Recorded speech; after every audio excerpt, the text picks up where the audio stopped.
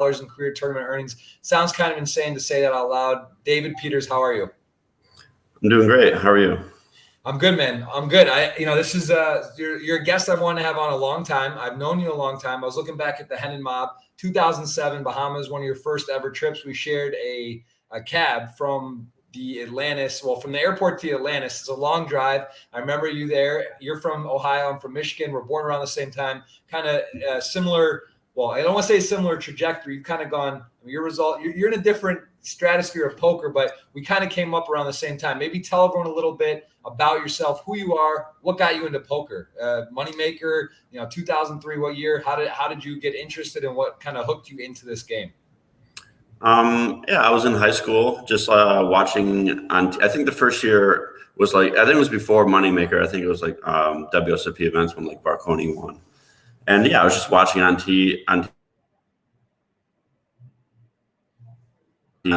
small stakes. Started basically looking for free rolls on the internet, joining different sites, just trying to get my feet wet a little bit. Didn't really have any money at the time, so.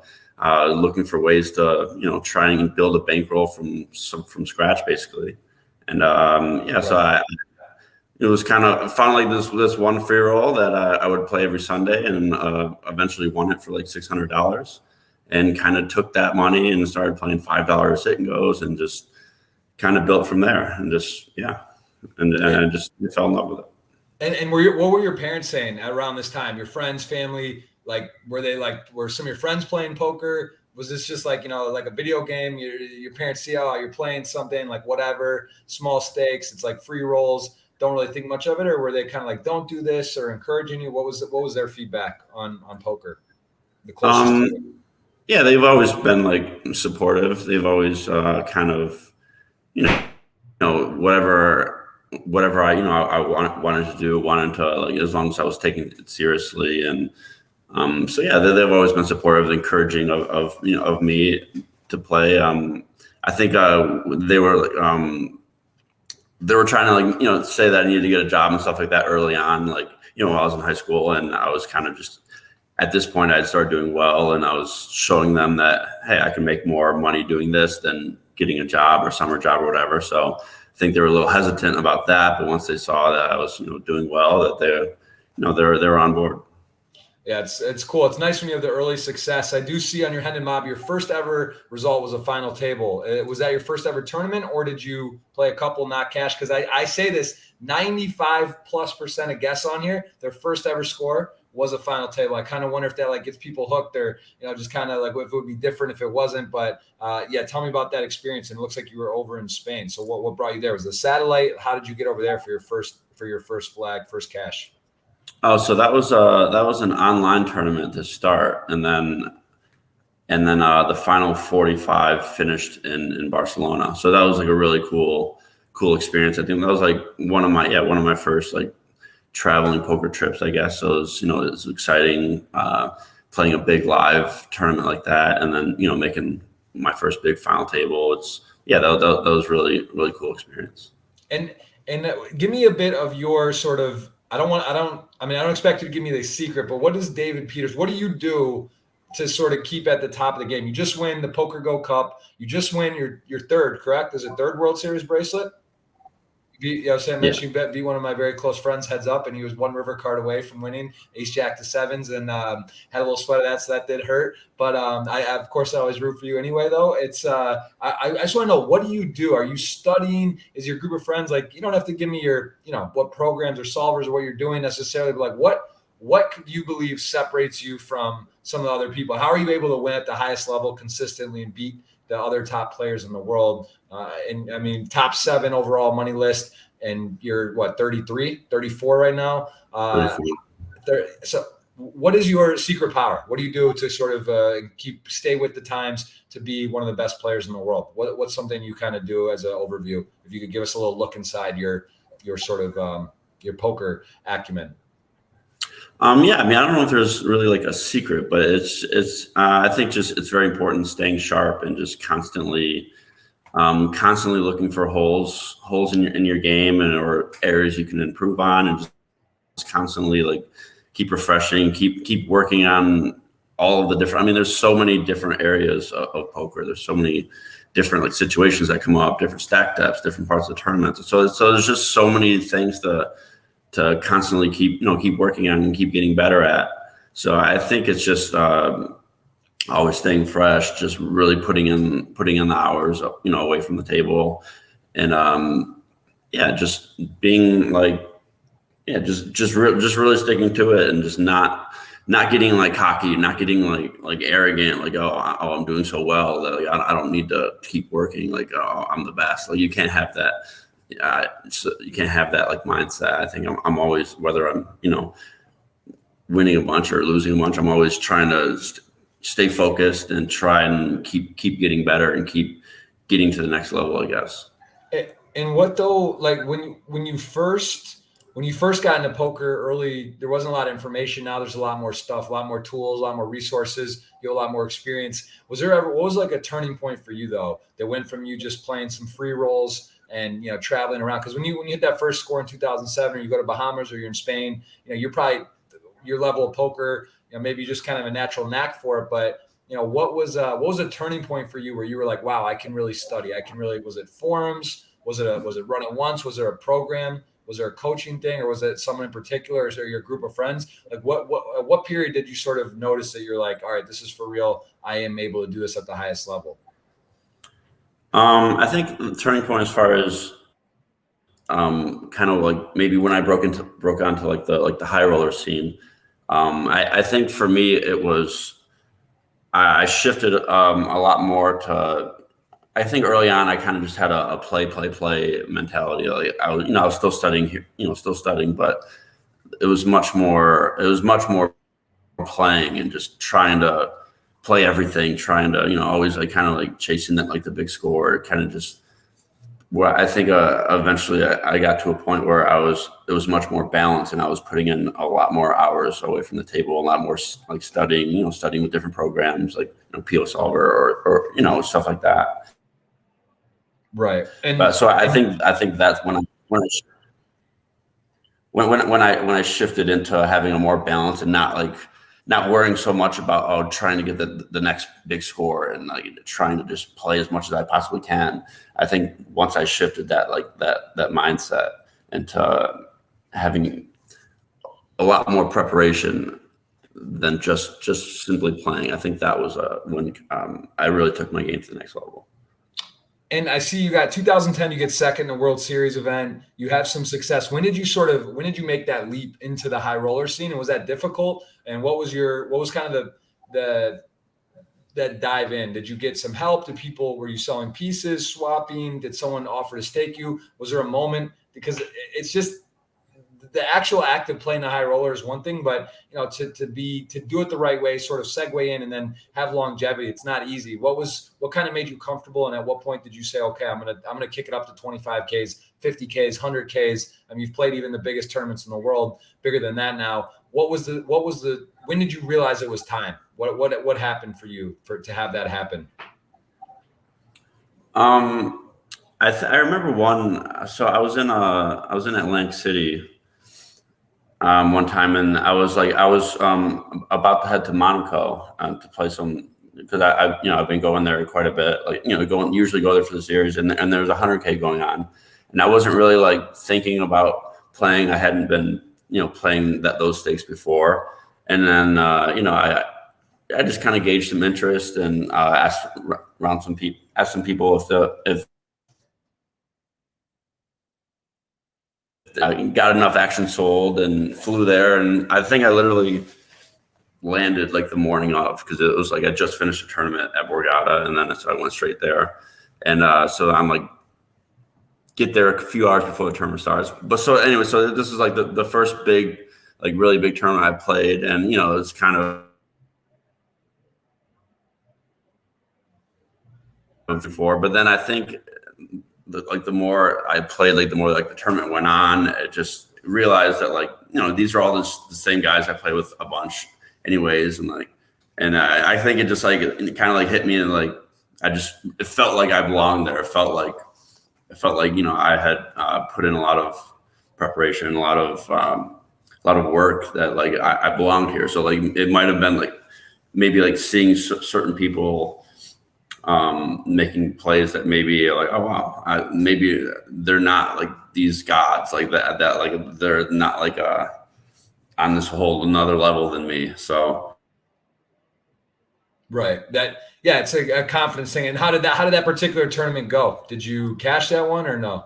no, it didn't go well. I think it was just so no, it didn't cash, but yeah, I think it was just kind of just like it just like felt like all right, yeah, I think I need to try and play these more often. I just felt comfortable in the situation and felt like I had. You're actually, David. I don't know if it's your internet or mine. I think it might be yours. Do you have a good internet connection there? It's a little choppy, and I think I'm good, but it's possible. Let me just see it. Just cut it. Let me not. Actually, we're live on Twitch, guys. If it's choppy for you, let me know. I think I've streamed here and not had a problem, so I think it might be your end, but I'm not sure. I'm in UK, and it could always be me for sure too. Let me check. 1 second. Just cut a couple times. Trying to look in the thing, but I can hear you pretty well. It's good when it's good. It just goes out for a second. Yep. Give us a little Cribs edition. Give us a little Blair Witch. Give us a little tour. How you're living out there, the Midwest boy in Vegas. Just let them know. All right, yeah, we'll see. I think it should be fine, but I'll let you know if it cuts. All right, so you don't cash. What was that feeling like? Do you remember busting that though? Because so now you got probably some people put up some money. It's a bigger shot than normal. You're doing well, but what was that like? Did you remember feeling some type of way, or just like would you shake it off and like I'm ready for the next one? Was that difficult to bust a large buy-in?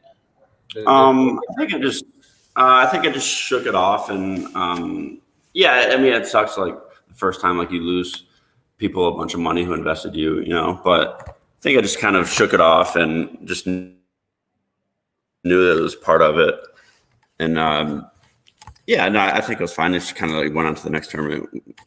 Didn't bother me too much, I guess, but it was just kind of nice getting my feet wet. What year was that? That you said 2010, 2011?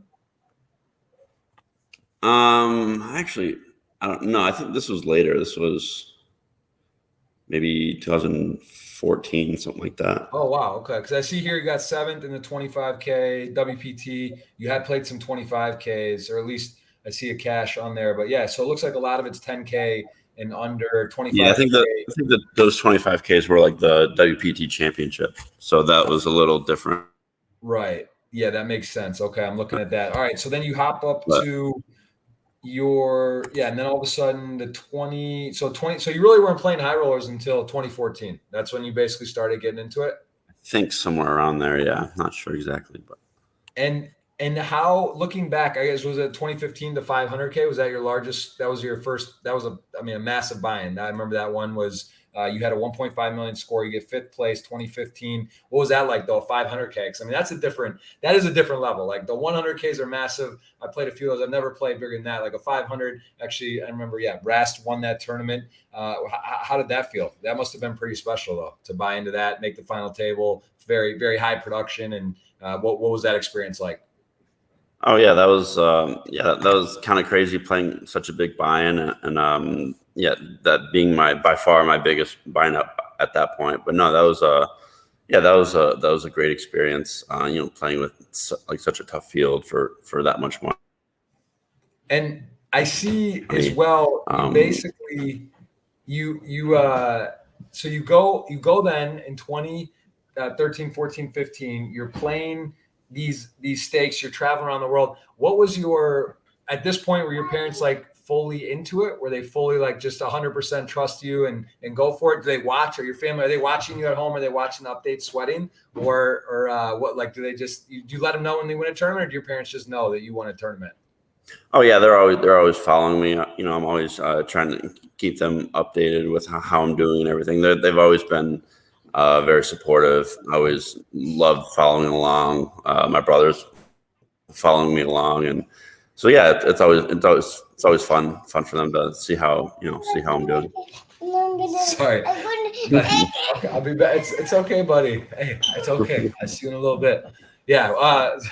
Hey, I was gonna say that's another question. Kids, what's your thoughts on kids? I mean, poker, it's not the easiest, I gotta say, to have kids and travel and do the whole thing. Is that something though? Would you like to have kids in the future? I believe, as far as I know, you don't have any children. Is that something that's on your future plans possibly, or what's your thoughts on kids? Yeah, I think someday I will want some, but right now I'm kind of happy just doing what I'm doing and traveling and everything. But yeah, definitely at some point. I don't know exactly when I'll be ready, but kind of just see how I feel type thing. But yeah, See how you feel. Make sure you're really feeling good. That's great. It's the best thing, but definitely take your time. Yeah. Play the poker travel dream, stop to stop. Like you mentioned, you go to Borgata, you hop on a flight, go to flying day of. It's a little more planning, a little more, a little different. So definitely, I would say, enjoy your stuff and don't rush. What is your favorite stop on the poker tour? Where do you love to go the most? Like before COVID, it's been a weird year and a half or so. Like what's your spot where you're just like, I'm not missing it. I look forward to it every year. What's your go-to? I love Barcelona. It's just such a fun city. The beaches are great. Ton of great food. The tournaments are great. A lot of action always. It's just a lot of things to do. It's just it's just a very a fun city. Good vibe.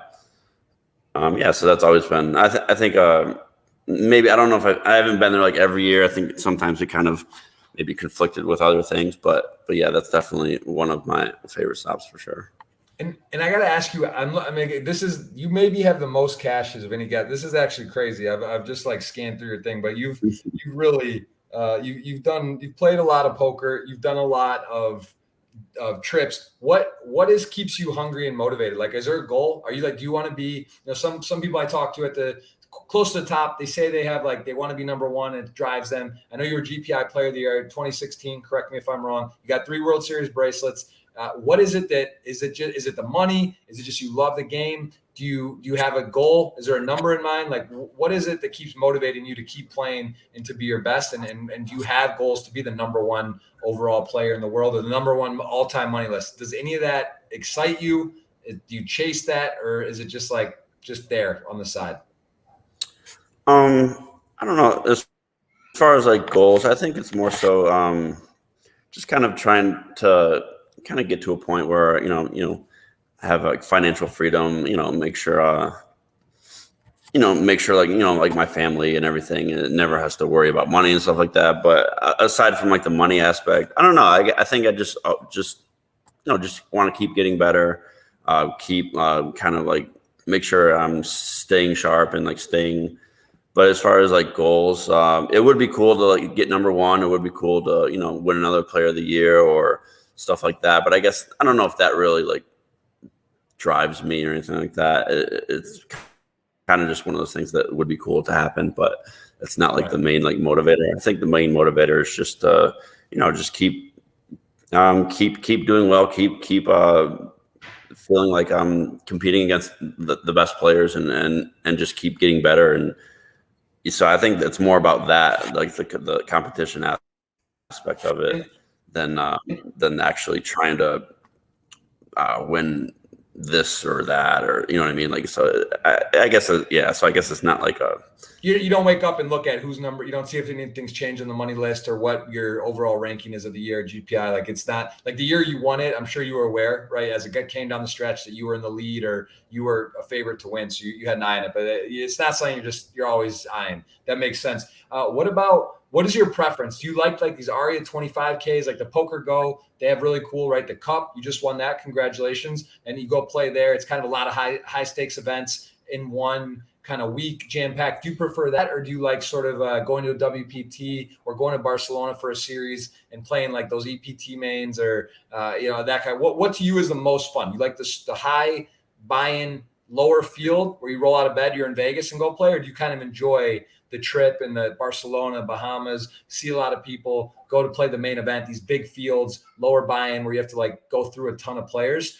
Which is sort of your preference if you could choose one or the other? What do you enjoy more? I like playing like the bigger the stakes, I guess, the more I enjoy. I like PokerGo Cup where it's a week where it's just high stakes action every day. I love that. But at the same time, I do enjoy these poker stops where you see a bunch of friends and you get to enjoy a city that you don't spend too much time in.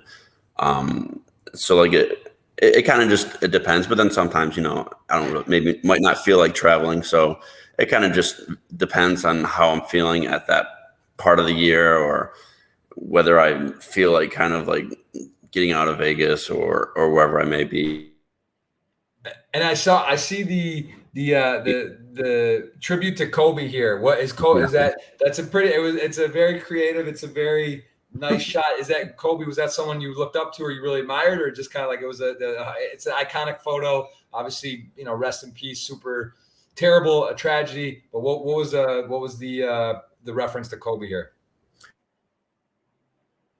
It was kind of a mix of both. I just, yeah, I always remembered that picture and thought it was really cool, and thought it'd be kind of funny if I, kind of copied it in my bathroom. But, yeah, and it's also someone, you know, I've always was always like a big fan of, and you always hear about his work ethic and like how he approached the game, and yeah, so how he approached the game, and you know, like that was always something I respected, and kind of like, you know, kind of how I want to approach poker. I want to in like the same sense where you just have that, just that extreme hunger to just like, I don't know, to just keep working and just keep getting to the next level. And so yeah, so it was kind of a mixture of both, I guess. A little hybrid. Okay. I like it. And tell me about Ohio. Tell me about your upbringing. Because I'm from Ann Arbor, Michigan, Toledo, like 40 minutes away. My dad actually worked there for a period of time. So really close, you know, Midwest values and just, I love growing up where I grew up. What about, how was your upbringing in the area you were in? Were there casinos? Did you play like when you were 19, 20, 21, or there weren't until later casinos? Are there casinos in Toledo now? Do you get back there? Do you ever, I mean, it's probably not high stakes there, but what is Toledo like growing up? And now currently, what is the like situation with gaming and casinos? I believe there is one there, at least one pretty big size casino. Yeah, there's one there now. I've only been there a couple of times, and not to play poker, just to kind of, you know, hang out with friends or whatever.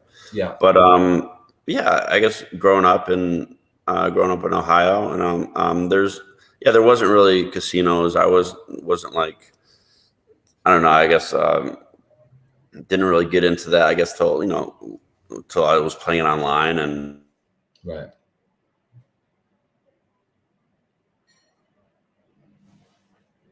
more so just waiting for clubs that I could travel to that would allow 18-year-olds to play. Like, so like once I turned 18, I was kind of itching to find some places to travel to. So it was more maybe Canada or, somewhere else, or these Indian casinos, stuff like that. So there wasn't really much playing poker live for me. And then, and then I moved, was doing a lot of traveling, was living in Vegas here and there. So yeah, I guess I wasn't playing much poker in that area. And tell me what happened with Black Friday for you, because 2011, April tax day, April 15th, big, wake up, computers, the poker stars, full tilt, money's like just the big warning on the page. What were you doing? Where were you living then? And how did that impact sort of your career and maybe to play more live poker then? Or did you have to relocate? What was your reaction when you saw that, and how did you sort of go from there at that moment? Tell me a little bit about that time in your life. I imagine you were playing predominantly online, or a lot of online from the States. So how did that really kind of impact and change your sort of trajectory? Yeah, that was obviously a big moment for a lot of people. I think it was yeah, so I was mostly playing online, and you just have to kind of realize that maybe you needed to make a change. And it kind of like pushed me to do a lot more traveling for live poker. So, and it kind of got me out of my comfort zone, I guess, up to that point. And I was living in Ohio my whole life, and so yeah, it kind of forced you to do something different. And I think it was I'm kind of glad it happened in a sense, because it kind of pushes you out of your comfort zone. And and live poker became my main focus, and it went really well. So yeah, I can't really. And tell me about your preparation and how you kind of online now you've won what, 2 bracelets online, one recently, as we just mentioned, literally this week you won the 7,777. How much was that for 300? Just saw 300,000, 300 and change. I think like 290, 285, something like that. Okay, 290. So you win that online. How do you prepare for? Let's do both, because you mentioned about the first high roller. You just kind of got off the plane. You take an overseas flight, roll into a tournament and play. Is that something that you do differently now? Do you try to get there a day or two early? Are you really big on rest? You wake up, do a workout, that regimen, or do you kind of roll out of bed and go play? Do you start on time? Do you lay register? Can you talk a little about your approach to online and live? Typically, when you're playing both, like give me a little bit of look on how you do that in both. On Sunday, let's take like a Sunday grind online, and then a live, like, just whatever, a high roller tournament that you take really seriously. What do you do to prepare? As far as like, I usually try to, get a good night's sleep, wake up, get some breakfast, maybe try to get in a quick workout depending on how much time I have. I just try to be in a good mindset, I guess. As far as like traveling, I think usually I try to get there a couple days before, try and get in a good sleep schedule, so you're ready and prepared to feel good and play your best. But I guess I don't have like a certain like routine or anything like that. It kind of just depends. Sometimes you go to bed late, sometimes you're working all night and this or that, so it can kind of vary. But I try to be as fresh as I can. Right. So but you don't have like a wake up meditation, workout, certain breakfast. You're lucky superstitions, no lucky socks, any of that. You just kind of No. make sure you get rest, go just see how you're feeling, and you do your best. All right. David, I'm trying to find some secrets, man. You're top 7 all-time money list. We shared the same cab ride in the Bahamas in 2007. You got 40 million and I got under 4. So I'm just trying to give me something. Don't be afraid to throw me a little trick, a little lucky something. Just give it, just something. I'm not saying the whole playbook. Just like I'm looking for something. But all right, fair enough. So favorite city, Barcelona. What about to travel? What about just take poker out of it? What's your favorite your place to just go if you're gonna go get away for a weekend or a month? You want to go.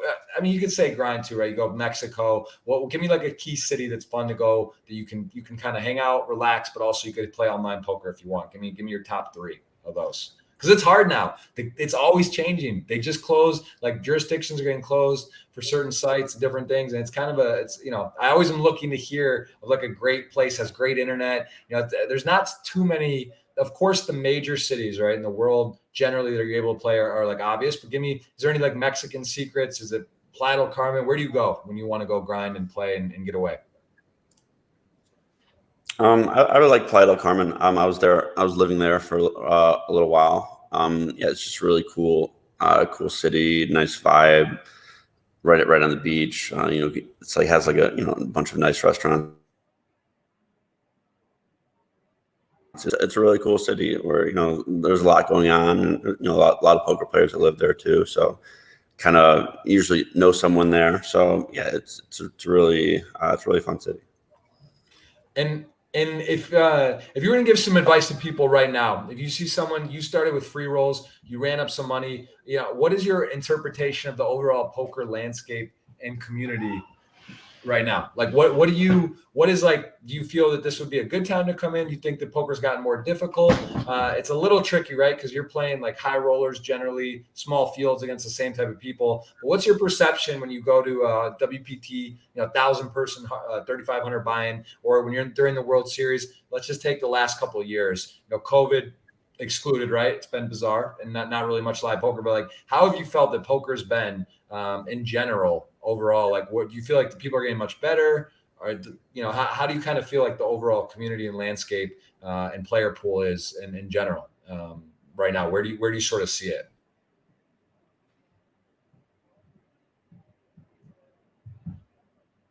You are freezing again. I think poker's getting. Oh, is it good now? Yeah, I can hear you. I think I think poker's getting more a bit tougher. There's more information available, more tools to study and stuff like that. But there's still always new players coming to the game, and I think live poker is it's been booming lately, especially since the casinos have started opening back up. So the action seems great. But yeah, I think poker is thriving. I think it's there's a lot of people who are trying to get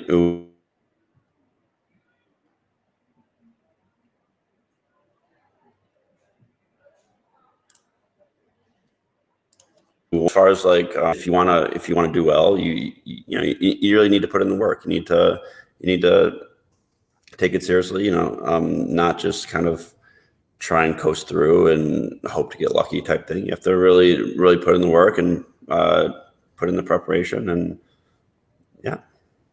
And who are some of the guys, because we came up around the same time. Did you watch Poker After Dark? Who are some of the players and people that you sort of looked up to originally in poker and that got you interested? You mentioned Moneymaker, WSOP coverage online. Was there anyone that kind of stood out, or you're like, wow, these are someone like I really look up to, or I like the way they play, I like their antics? Like, give me sort of your original people in poker that you sort of were drawn to.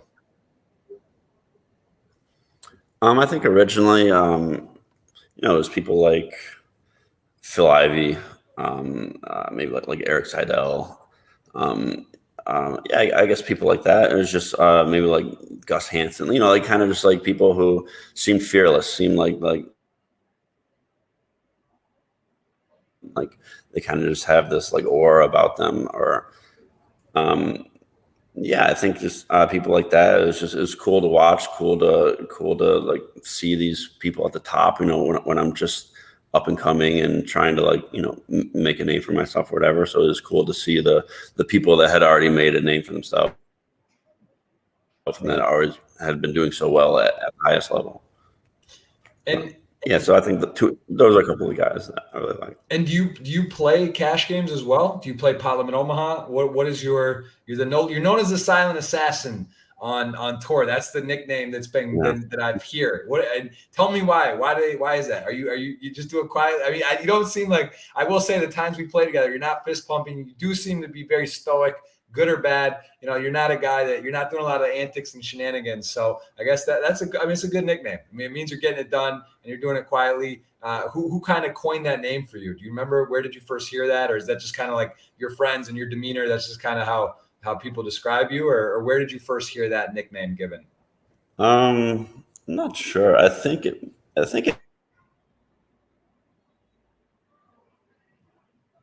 might have. Yeah, I don't really remember exactly. I think he just started calling me that. Like, I would think maybe I was at his table winning a bunch of pots and not really talking much, or just like very focused. And yeah, I'm pretty sure that he gave it to me, but it cut out. I'm sorry. Who do you think gave it to you?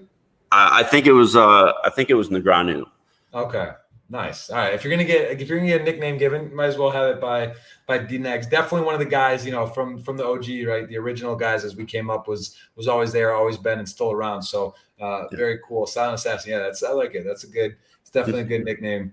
Tell me about the Poker Go Cup you won. So what is that like? You go there, you compete, and then overall they have a standings. Like what was this right here, correct? The Poker Go Cup number 5. So you had a pretty big week from June 9th until it was July 10th. Is it this long? Or was the US Poker? There are two different series. Okay. The US Poker Open is the one I won. Okay, so that was over the course of looks like only 4 or 5 days. You took first, 8th, first. I mean, that's pretty insane. The hell is that? How many people? What's going on there? What was going on? Were you just in the zone? I mean, these aren't like 100, 200 person fields, but still, this is that's pretty ridiculous to go. I mean, tell me a little bit about. It's still 70 people. It's a lot of people. Or 70 entrants. Tell me about these tournaments. What went down, and what was going right for you during this week in particular, where you think you were able to just make basically a final table every tournament?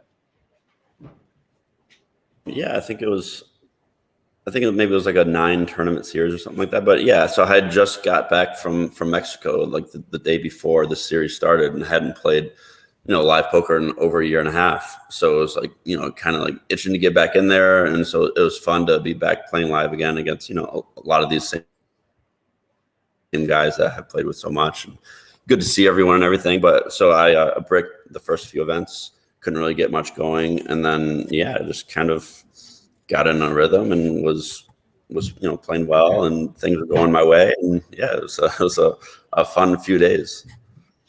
And when you get in a rhythm like that and things are going well, like, do you feel that people are scared of you a little bit? Even players that not like, obviously not the top ones, but there are some players in there that are not quite as experienced or maybe don't play these stakes as much. Like I've talked to Dan Coleman, Fedor Holtz, some of these guys that have these historic runs, Bonomo, they've said like they go on these things. It's like almost like people don't defend their big blind as much, or they get scared. Do you feel that ever? Do you kind of feel like at times when you're really playing well and running well and just having great results, do you feel like people are intimidated by you a little bit? And is it more so in like the big open fields versus like these high roller sort of tournaments? Is that fair to say? Or do you feel that like people know who you are in poker for the most part, right? Is that fair? Like when you're at like a 3,500 WPT, most people are just going to know like who you are. And do you feel that they're intimidated? And both, give me the high rollers versus the sort of like open, bigger field tournaments. You can definitely sense that there's going to be some people who, I guess more so, maybe try to avoid playing too many pots or trying to avoid getting in tough situations against me, knowing that I'm very capable of putting them in a very tough spot for all their chips or whatever. But as far as high rollers, I don't feel like people are intimidated. Maybe same thing, maybe similar, where sometimes some people might try to avoid certain situations to not be put in a tough spot. But I don't know if I feel like they're scared or intimidated, maybe to like a certain degree. But I think most of the people in those fields are used to playing against really good players, and are a lot of them are usually pretty fearless in that sense. So I guess I don't really feel that too. Right. Makes sense.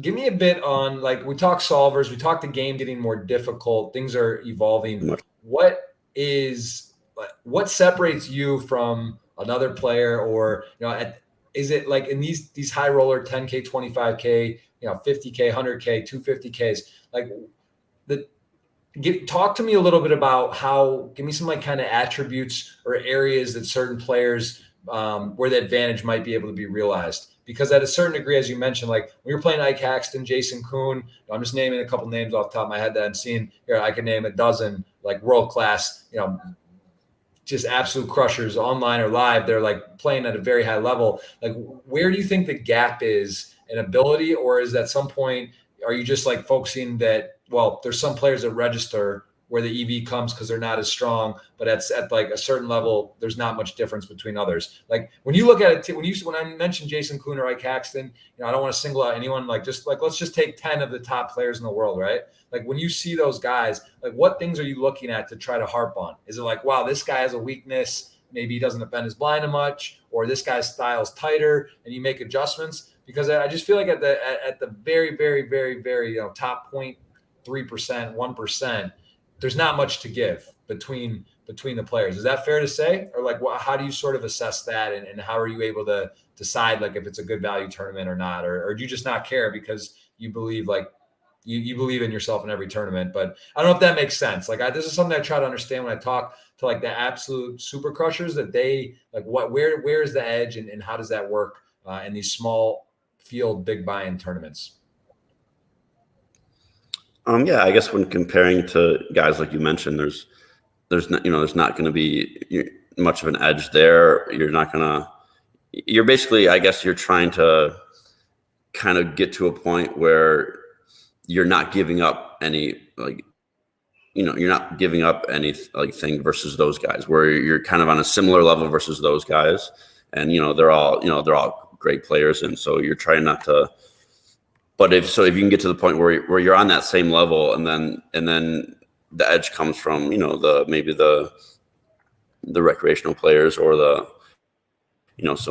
some other regs who are maybe taking a shot or trying to who aren't just quite on the same level. So that's going to be more where the edge is coming from. So it's not about like trying to get an edge on like Ike Haxton or anything like that. Like that's going to be tough, but it's Right. it's more so about it's more.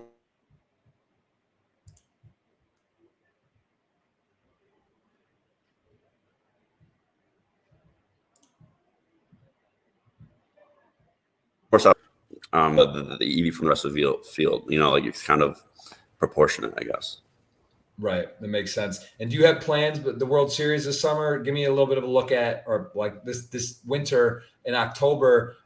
How do you approach a World Series? Do you look at the schedule? Do you go day by day, see how you feel? Or do you literally say, all right, I'm playing these? I mean, are you playing 1500s and 3Ks anymore? Or are you just focusing on like, all right, I'm going to play the 5K, 6 Max plus, 10K, the Poker Go now? It's nice because there's so many places, right? Venetian or Poker Go is going to do stuff, and like there's just a lot of good opportunities for high rollers. So like, give me what's the minimum World Series buy-in that you might play live?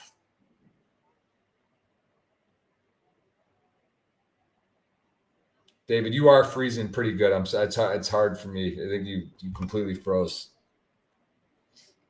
You there, guys? Is that for you? I'm hoping. I don't know if it's on. I think it's on his end because I can't see you. You completely froze.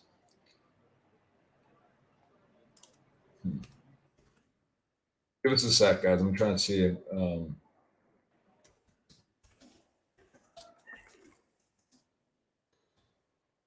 Hello.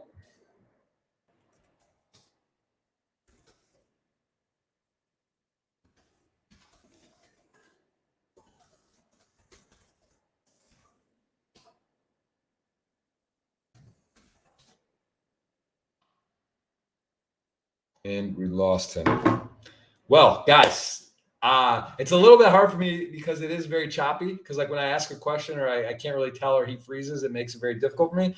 So I'm sorry about this, but let's see if we can get him back here. I'm gonna send him a message. Been streaming a lot. Enjoy being back on Twitch.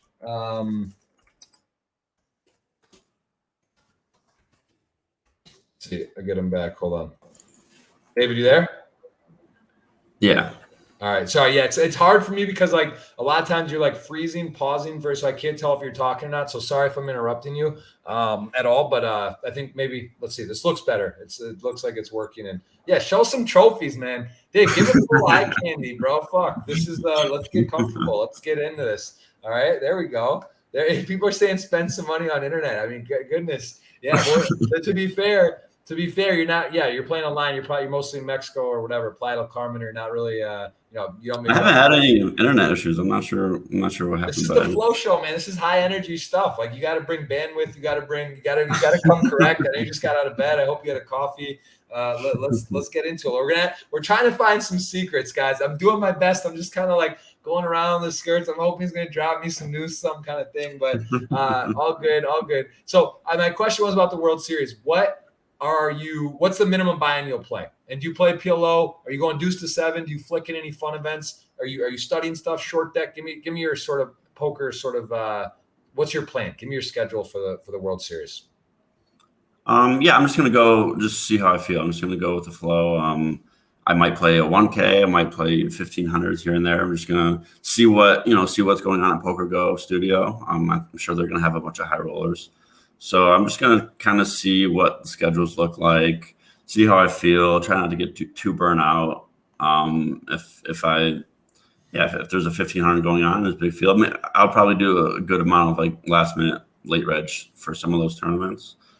Just kind of flick it in and hope to run it up. But yeah, I'm just going to kind of go with the flow, just see how I feel.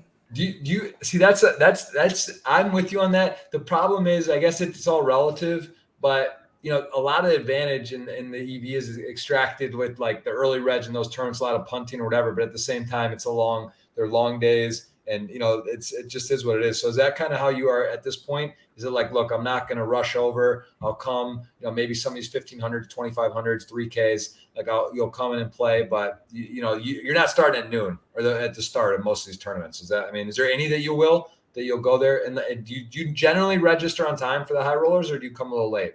Are you the Helmuth? Do you go white magic, or do you go, from the start?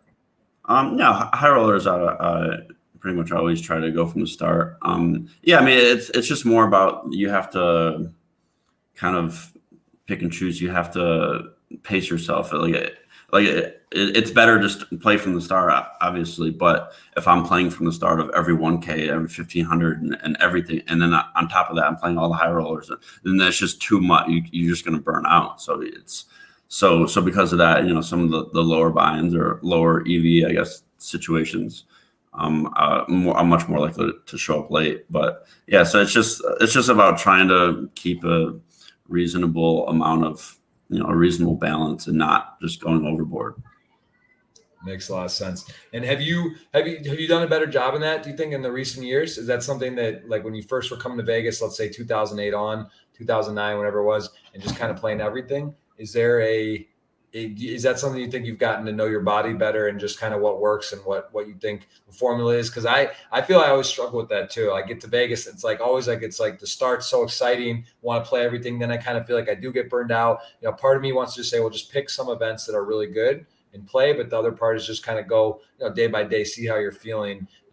How do you even map it out? Like, do you have a schedule printed and you look at it, or do you just literally wake up and like say, all right, let's see what's going today and how I feel? How much planning do you do on that for that type of World Series? I think it's really important. And this is something that some of the people I see that have had really good WSOPs consistently, they seem to be really, really good at mapping out. They know every Venetian, every aria. They just like have it like dialed in to a science. And then do you do that on your own, or do you have help? Like, how do you go about your day on deciding what to play?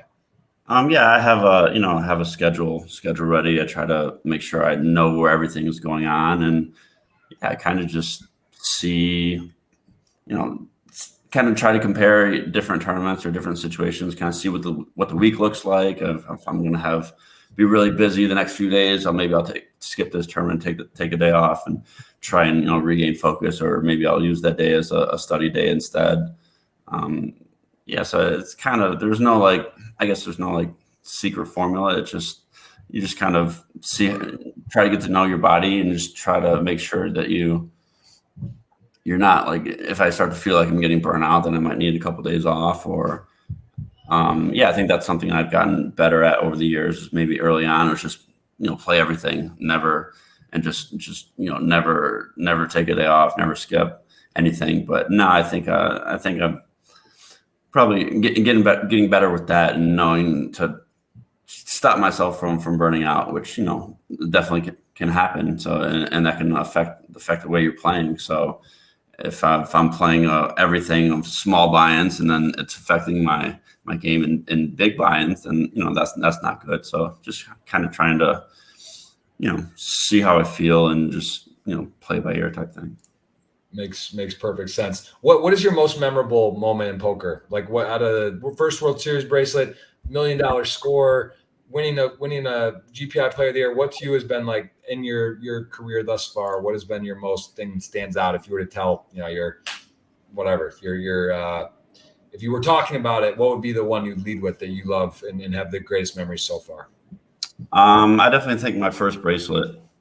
It was I had so many final tables up till that point. I had like pretty much every place at a final table you could get. I had a second a few years prior, where I had like a 7-1 chip lead heads up, and so I was like, it was like one of those like where I was just like, I'm finally gonna get my first bracelet. So it was it was a great feeling to finally get that, and I had a bunch of like my friends in the crowd. Everyone was going crazy, and so yeah, I think that was definitely one of the more memorable experiences. Just having everyone there, and get to celebrate with them. And so sometimes you win, sometimes you play tournaments and it's just like in a quiet setting. You don't have like people in the stands and stuff like that, and you're kind of just going about your business, and it's not like a show or whatever. So this was it was a more exciting experience. So to have that after many years of like disappointing, like WSOP final table finishes where fell short of the bracelet, that was I think that was definitely my most memorable moment. And so I see here you get first in the 25K, Bellagio high roller. It's a 39-person field, very tough players. I mean, some of the best in the world there in the top 6, right? You take that down, and then the next day you go and you register a 1,500, right? This is like you win the tournament on one day, and then you just hop over and you hop in. Like, what's your mentality when you're playing these 1,860 person field? Like, that's pretty insane to say, like, go through and win. Like, do you remember this? Do you remember, did you register early? Did you come in late? Can you give any advice to those that maybe are really trying to win? Because, like, to cash these big person fields, it's not that tough, right? Like, you can get in, you double a couple times, you can make the money or whatever. Double once, sit tight, pick your spots. They go pretty quick. But to actually win, like, are you doing anything differently in these kind of smaller buy-in big fields, like to give yourself more of a shot to actually win? Are you trying to take a big flip? Are you taking variance down? Like, what is sort of your sort of style in these fields? If you could give a little insight onto people at home that maybe are going to play a 1,500 WSOP this summer, what would be some advice to actually get it done? How do you win this 1,800 person field tournament? How can it be done? I think a big thing is being fearless, is not being scared to lose, not worrying so much about making a mistake, or like worrying that if you play a hand poorly and like people see your cards and like they're gonna think you suck or something like that. I think just but mainly just not playing scared. Just go make the decision. Try and come to a decision about what you think is the best play, and go with it, and not worry about, if he has a big hand, or if I bust, I made it all this far, I made it to the final 2 tables, and I don't want to bust now. It's like I think you need to just trust your game, and know when to pull the trigger and not play scared, and just kind of have that fearless mentality. Whereas, if you get 10th, oh well, so be it. Go on to the next tournament. Life moves on, and not worry too much about that. And so, I think I do that really well. I think I just play my game. I'm always and I'm looking for people like that to attack. If I think that they're gonna play really scared in a situation like that, then I'm going to try and use that to my advantage. So I think those are a couple of things to really think about. And when you talk to certain players that have had a lot of success, and they'll tell you sort of what they believe they're best at, like their reading ability, aggression, sixth sense, study, memory. Like, what is your sort of superpower? What are some areas of your game that you think you really like? If it were to be a FIFA, like a card, you get rated 99 attributes for your different skill sets. What is some of yours that you believe stand out? I know you're a humble guy. I'm trying to push you out. I'm trying to make you slip on a secret. Maybe say something halfway, but just, Dave, come on. You got 40 million. I feel like I'm letting you down with the secrets. You're not. Listen, we got time. There's some good questions on Twitter. We're going to rattle them off. We might catch you in a moment of weakness and give us something like really juicy. But for now, I want to know, what is your area that you really thrive in?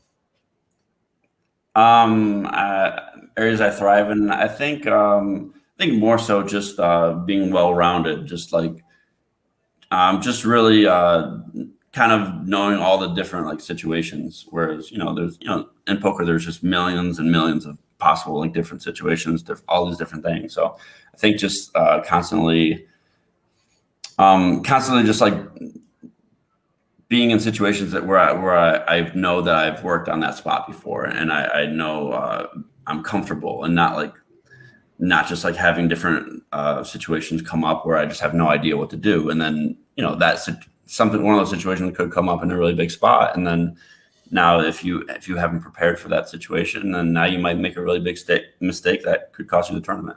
So I think just being prepared and just really being ready for, anything that's thrown at me, that, and just, like I said before, just the fearlessness factor, just it makes you much tougher to play against if you're not worried about busting, if you're not worried about this or that. So I think those are two of the things that I do really well. Very nice. And if you could only play online or live for going forward, what would you choose? One. You could only play one. Um, Probably live. I prefer live, and the game's usually better.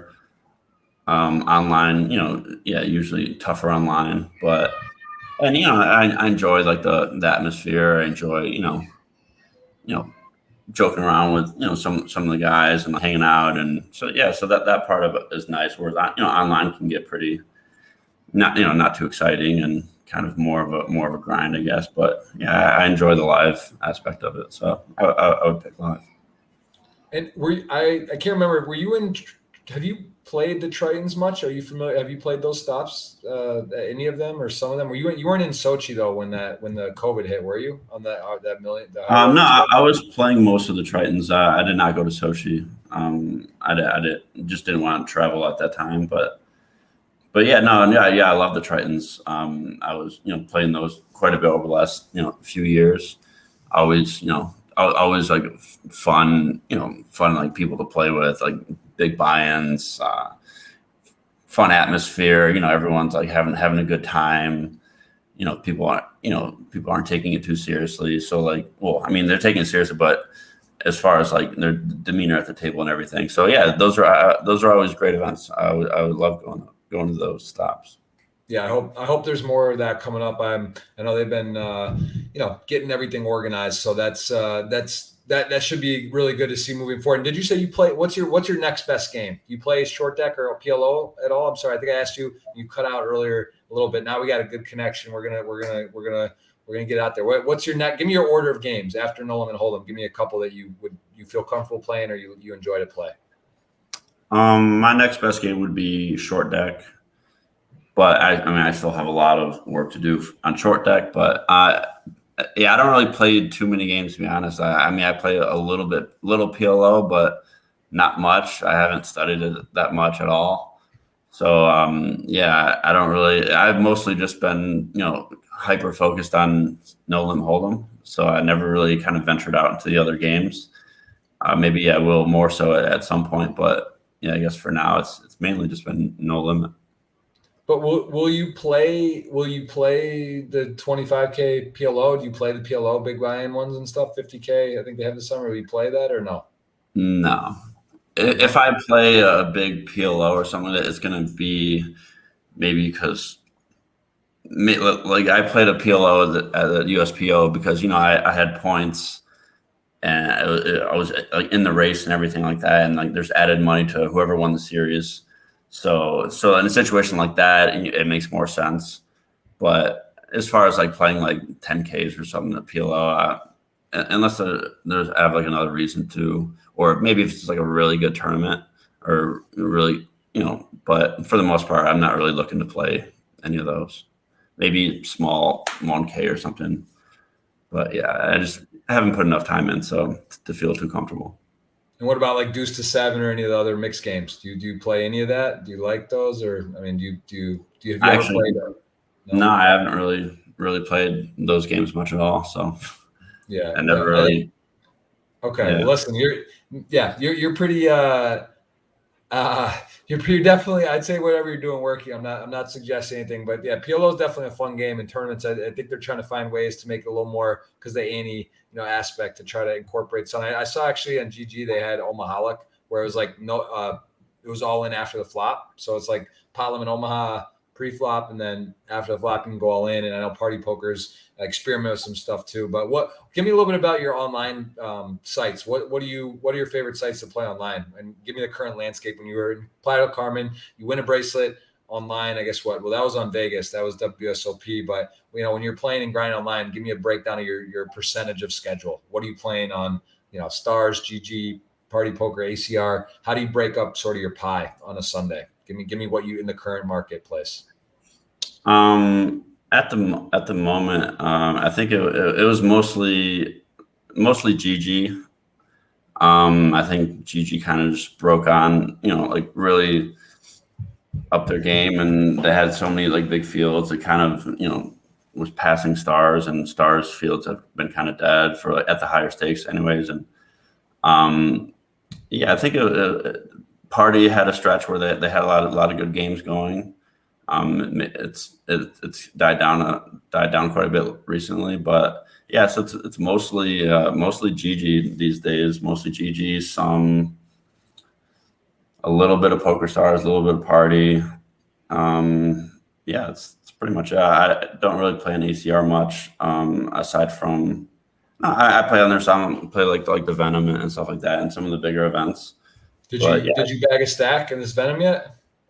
yeah, I did. I forget how much I have. I think I have like an average stack or something like that. So it was nice to bag like my first day. So Nice. I'm in there too. So I'll see it. It ended at 7 a.m. my time, day one, which is pretty ridiculous. But yeah, whatever. For a 2 mil bag off 2,600, you lose a little sleep, try to go for it. So what's your biggest online score ever? I haven't, Pocket Five is a cool site. I haven't really been on much, I'm not as familiar online. What's your like overall stats online? Biggest score, total cashes. Do you keep up with those sites, the online ranking stuff, or not really? Because you're not playing them as much. I haven't really looked at those rankings in many years. Yeah, I'm not really sure about that. My biggest caches would be, it would just be from when they had like these 25Ks running on GG for a while. They had a stretch. So I think maybe my biggest cache was 600K or something like that. Oh, wow.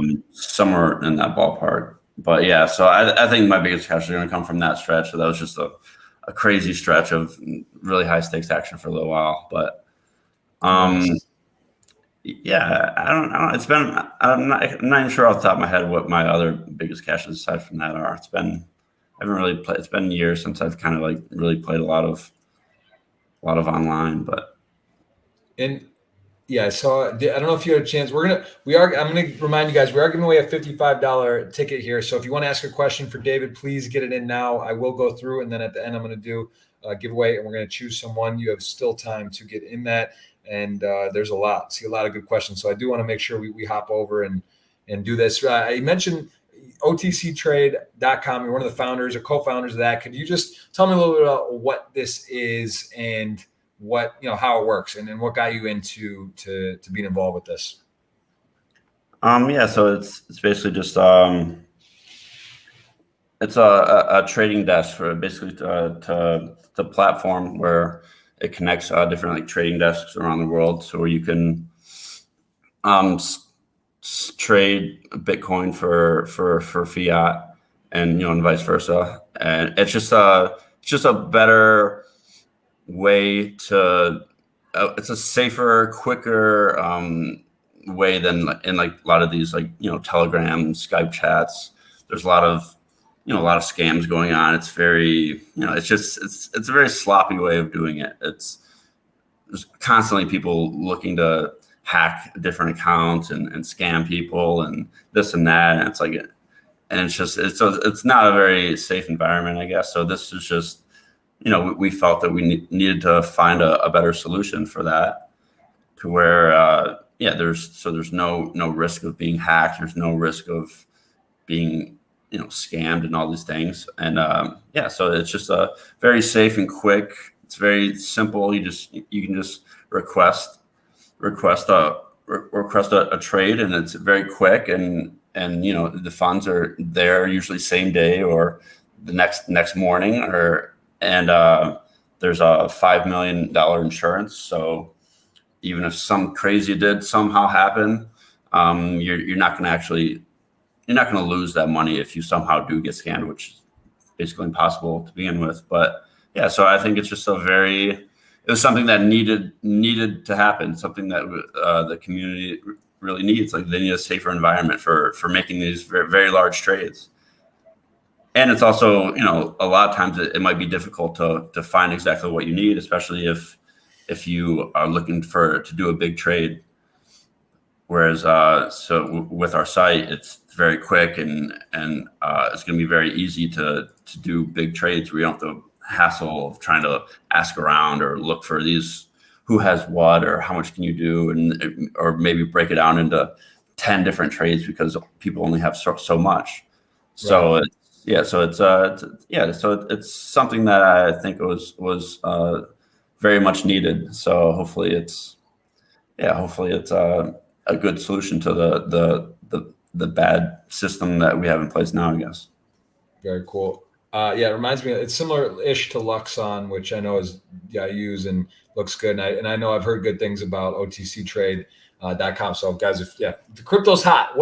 Give me. I don't want to talk too much about crypto or COVID. These are things that everyone's got their opinions, and it is what it is. But like NFTs, sports cards, give me something. Anything you kind of just in general believe in? Any of these type of things that you like, or as a hobby, do you mess around with trading or collecting or anything, sports cards, or any thoughts that you feel strongly about? And these are hot words, right? NFT, crypto, sport, anything that you like in that field or categories?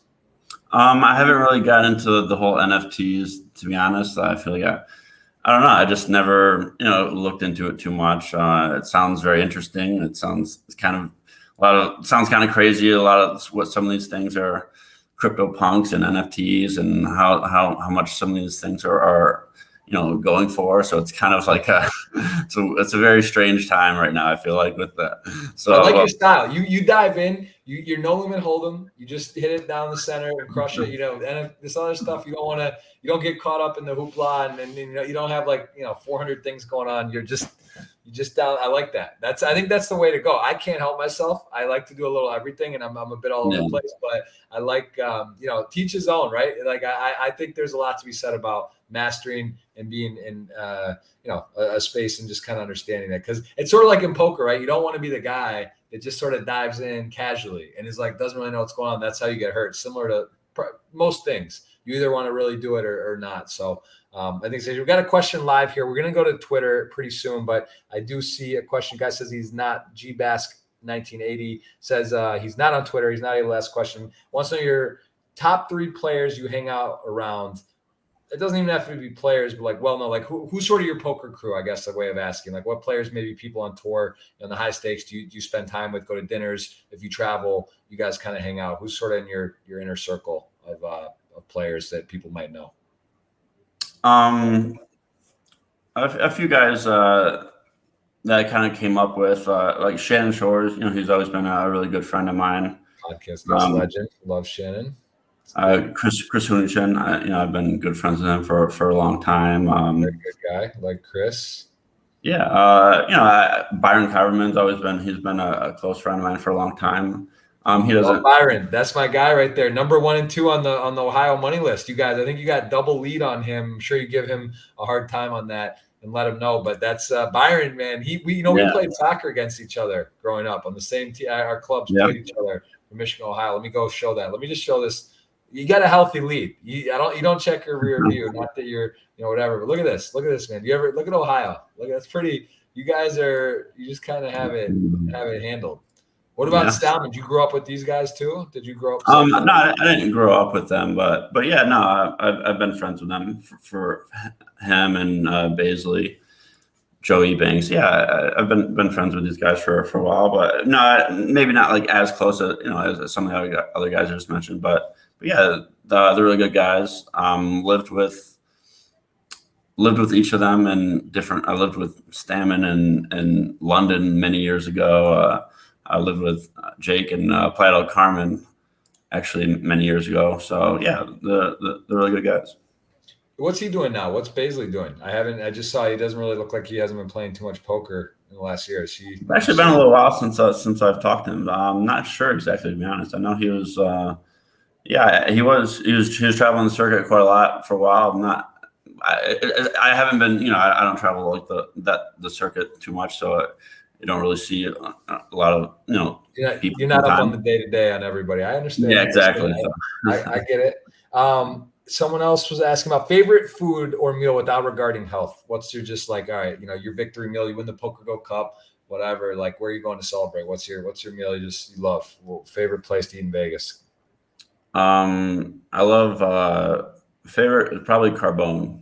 Carbone is just such a nice restaurant. Food there is great. You can just so many good options. I think like the veal parmesan there is one of my favorite like meals of anywhere really. But yeah, that would probably be my go-to to It's a great choice. They open in Miami as well, so it's next time we're at the Hard Rock for something down there. You should pop down. They got a good spot there.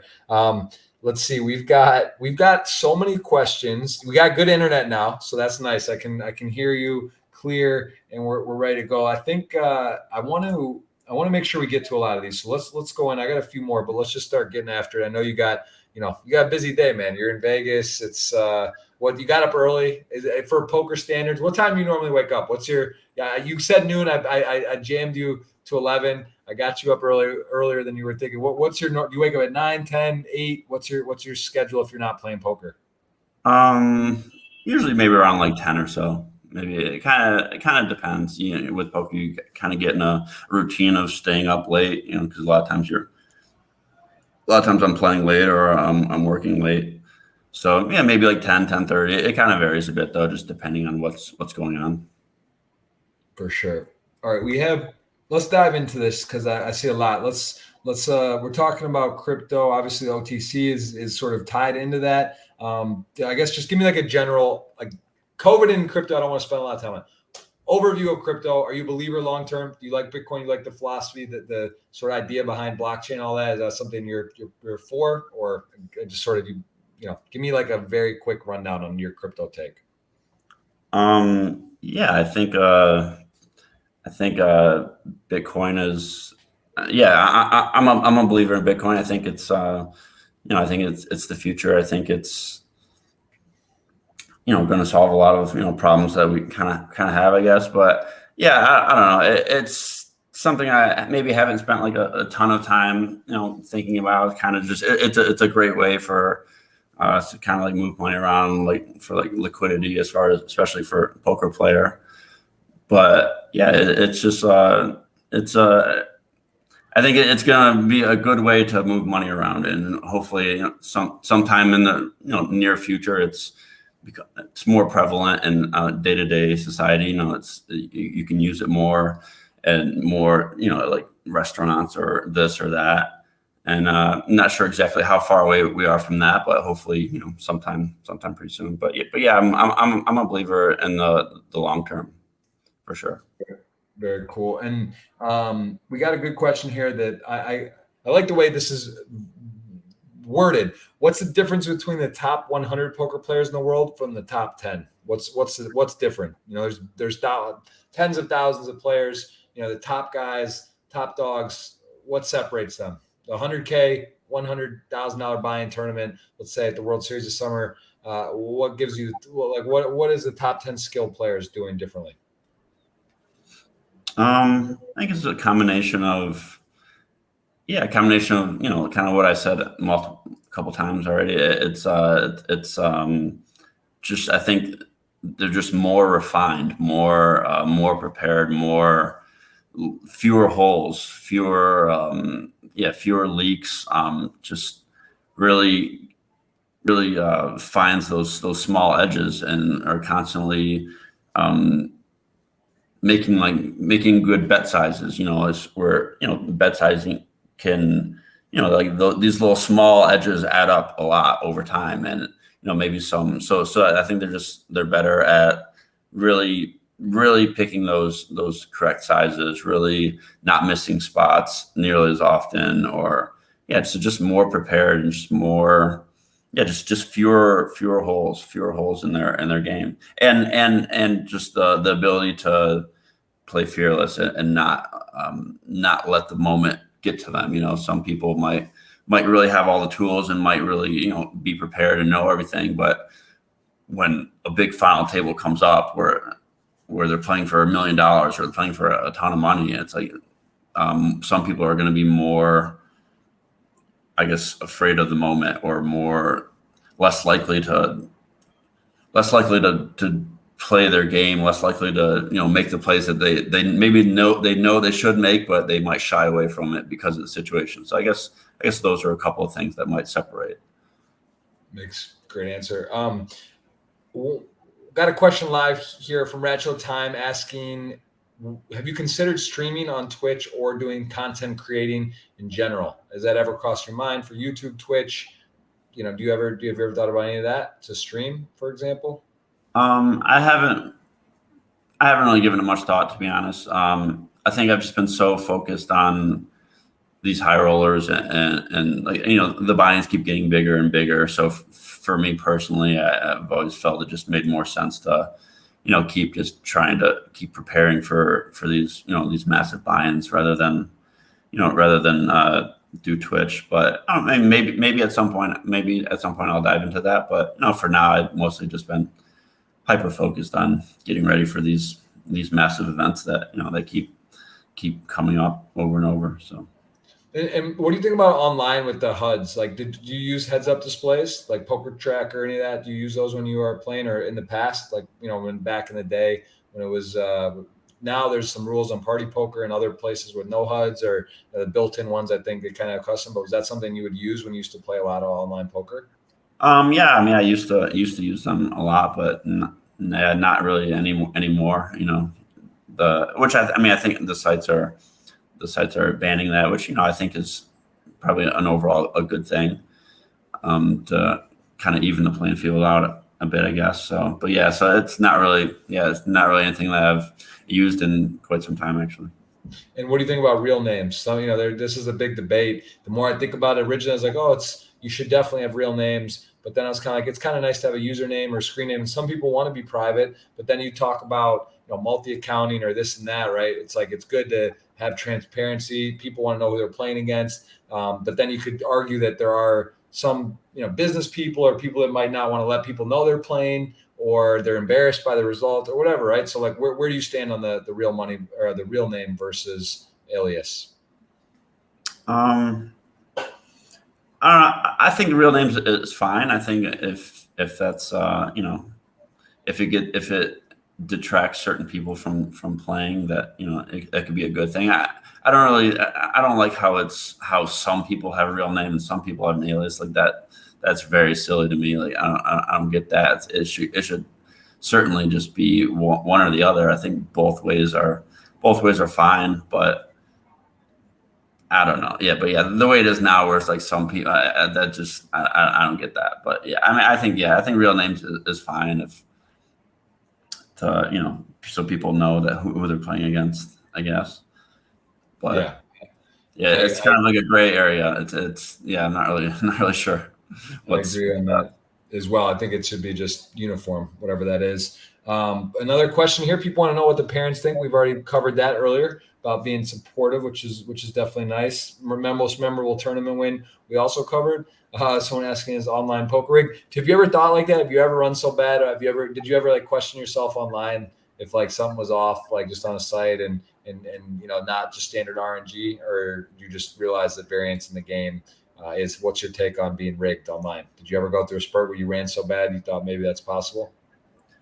Yeah, I feel like it's tough to say, because I mean there's so much variance, and and you have heard stories in the past, with like absolute poker and stuff like that. Like one of my friends actually was involved in that, and I was kind of involved in it too for a little bit, but we're at the same table as the guy, like who could see his cards and everything. But I don't know. It's one of those things that sometimes is in the back of your mind, but at the same time, variance is so crazy, so it's pretty tough to know. But I guess I don't. Yeah, I haven't worried too much about that for the most part. For sure. Who actually taught you to play poker? I mean, you saw it on TV. Did you read any books or anything, or did you just sort of learn as you went? Yeah, I was pretty much self-taught. It was more so just reading the forums, trying to find articles online. Just kind of didn't read like too many books, I guess. It was more so like information online, and just like through playing. But yeah, I think it was more so just like through experience early on. And yeah, I was constantly like every day I was anytime there was hands posted on 2+2 or pocket fives, I was always, or maybe I think there was another forum that I was reading. So I was kind of just looking for any of these sites that had where people were talking strategy, and just try and absorb any information that I could find, I guess. But it was a lot of it was through just self-taught, and just through playing a lot. For sure. Is there any of these heads up battles you've taken a liking to? You know, this Bill and Landon got cut kind of short. It was a little bit bizarre how that ended. There's Doug and Daniel. There's been this feuds and these Doug, whatever. Is there any of that? Do you like that? Do you watch any poker on TV, or just you play and study enough where you're not like just kind of watching poker for fun? Or have you followed along in any of these challenges? I haven't really watched them or followed too closely. I know, I know. I kind of like watch bits and pieces, I guess. I know you'll see who wins, right? You'll see like the results. Yeah, on Twitter. People talk pretty about much. it. Yeah, no, I was kind of keeping up with the Doug Polk and Negreanu challenge. I thought that was interesting. I didn't like watch too much of it, but kind of just seeing updates. But yeah, that's it's fun to kind of like have a buzz going around the poker world and see these interesting matches and dynamics and people talking shit and stuff like that. So it's like it's fun, but yeah, I haven't followed too closely, I guess. And what do you think on the World Series main event this year? What's your prediction on numbers? Do you think it'll be a record? Is it going to hit 10,000? Where do you stand on this year's main event for a prediction? Seems like it's probably, I mean, all the numbers seem to just be getting bigger ever since live poker came back. I think everyone's just like really itching to get in there. But yeah, it's tough to say. I don't know what the travel restrictions might be for people in Europe or other places, or if that might cut down the numbers some. But no, I mean, I would expect a very large field. Maybe how many did it get last year? I don't even know. I forget, but yeah, I think the record's like 88,000 something. Okay. I believe, but I'm not sure actually on that. Yeah, I would expect probably somewhere in that ballpark as far as probably one of the biggest fields. I mean, yeah, I agree. Tough to say, tough to know what's going to happen in a few months from now. But and do you look forward to the main? Is it just like so fun because it's deep stacked? It's just so special. Do you actually enjoy that, or is that now that you're used to these kind of high roller, sort of quicker, shorter day, 1-2 day events? How do you sort of look at that when it's like a 5, 6, 7, whatever, even longer, I guess, right? 8, 9 day potentially event. And have you had some good runs in the main event? Yeah, I mean, I always get excited for the main event. I mean, it's a very special tournament. It's a tournament everyone wants to win. So yeah, I always look forward to that. You don't very often get to play for those stakes against like that big kind of field, I guess, like that big of field. And it's just, but yeah, it's always it's a fun to battle, very deep stack tournament, so that's always nice. As far as runs, I've made a few. I think my deepest was maybe 100th or 80th or something like that, and maybe had another like top 200 or something, but no like super deep runs, I guess. So hopefully one of these years I can make a really deep run. But and do you buy action? Do you like sweats in the main event? Will you buy a couple, some percent, or stake some guys, or take a piece? Do you like doing that stuff, or do you not really deal with it? Usually I'll buy. It kind of varies over the years. In the past, I was probably going a little too crazy with buying action. Just loved the sweats. Loved trying to have someone make a run. But I think I've died down over the years, kind of maybe more so just kind of buying action of people I'm friends with or some other people here and there. But yeah, no, I think I'll definitely have some action. And we got 2 questions, quick rapid fire ones. Your place you'd like to visit. Where's somewhere you would like to go you haven't been? I really want to go to like Brazil, or like somewhere like South America more. I haven't spent much time in South America. So I think I've heard so many great things. Brazil, Colombia. One of these days I want to just take like a month or 2 off and just kind of just travel around South America and see a bunch of different places. We got some Brazilians in the chat live right here. I see people dropping hearts. Yeah. I mean, listen, Brazil's taking the poker world by storm. Dan Coleman, Brian Rast, Isildur, There's a couple others that actually someone new recently. I just found out was dating Brazilian. My wife's Brazilian. I mean, listen, when you're ready to shut it down, that's where you go. When you're ready to just kind of throw in the towel and just don't expect to fade it. Don't think you're going into Brazil for 2 months, play some online poker, come back to Vegas. Just be ready, man. That's all I'm saying. You might want to wait a few more years. That's before you you do that. But that's just my 2 cents. What about favorite movie? Favorite movie, or a good show recently you've seen, a series or something. Favorite movie might be I always like Shawshank Redemption. That was always a. Are we the same person? I mean, Midwest. You grew up 40 minutes from me. We shared a car ride on our poker journey in the Bahamas. That's my favorite movie. David, come on, man. We're going to dinner when I get to Vegas this summer to kick off this the thing. We gotta hang out more. This is your stuff is so. There's so many little similarities and things I'm seeing, man. All right, that's my favorite movie. Good choice. That's kind of. I mean, that's a great movie. That's actually the only movie I've seen probably 15 times. Like they used to play it on TBS. Did you growing up in the afternoon, it would just be always on or somewhere they put it on, and I've literally watched that. I don't more probably than that, which is very very good choice. So what is the single most important achievement in life to date outside of poker? Wow, my man's going with a deep question. Achievement. Did you graduate college? You feel like you might have got through it. Did you pull out, or did you go through somewhere in college? And did you graduate? I actually did not graduate. I was there for like 2 years, maybe a year and a half, 2 years. And yeah, I think by that point I was just so into poker and so knew this was what I was going to do. So it didn't really make sense. And poker was starting to boom at that time. So it was you didn't really know where poker was going to go. So I didn't kind of want to miss the boat, I guess. Where did you go to school? I went to Bowling Green. Nice. Yeah. So you know. Yeah. Are you Ohio State fan or Michigan? Probably Ohio State, right? Yeah, Ohio State. Fair enough. Are you? What are you? Michigan. I was born in Ann Arbor, man. Born and raised. So I'm Michigan, but that's usually pretty standard, right? Michigan, Ohio State. That's a big one. Big rival. My dad asked that one of the questions he wanted to know, but I assume that was right. Where do you keep the bracelets? Not like exactly specifically. Do you have are you on a display? Do you have them in a safe? Do you give them away? We can't all be helmets and win 15 and just put some here and 2 there and 1 to this and that. But what do you do now that you have 3? Do you have any special plans for your new bracelet? I don't know. No plans. I mean, I think I just I haven't got the new one yet, and I actually still think the other one's at my parents' house or something. But no plans. Maybe one of these days I'll go out and wear all 3 of them to the bar or something. All right. Don't wear those to Brazil. Don't wear them down there. I'll tell you what, it's true. They actually really, you got to be careful out there, especially in Rio. You got a nice trophy case there. You don't put them on a trophy case on a little thing. What do you? I have the one up there.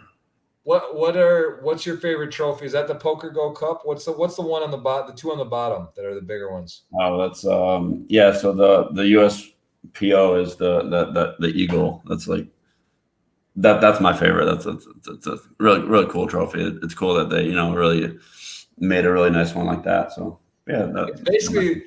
I mean, can we talk about Kerry Katz a little bit? It's basically a Kerry Katz tour. He loves poker. He throws these high rollers in his backyard. Poker goes stuff everywhere, and the guy's results are insane. How much have you played with Kerry? You must have played 100 final tables with him, probably, right? Between the high roller stuff. Give me your thoughts on Kerry. Can we blow up his spot a little bit? Is he the greatest ever? One of the greatest? Is he undercover? What do you think about Kerry and his game? Can you give me a little insight? Because he seems like he's at every final table. Yeah, I played a lot with Kerry over the years. He's tough to play against for sure. He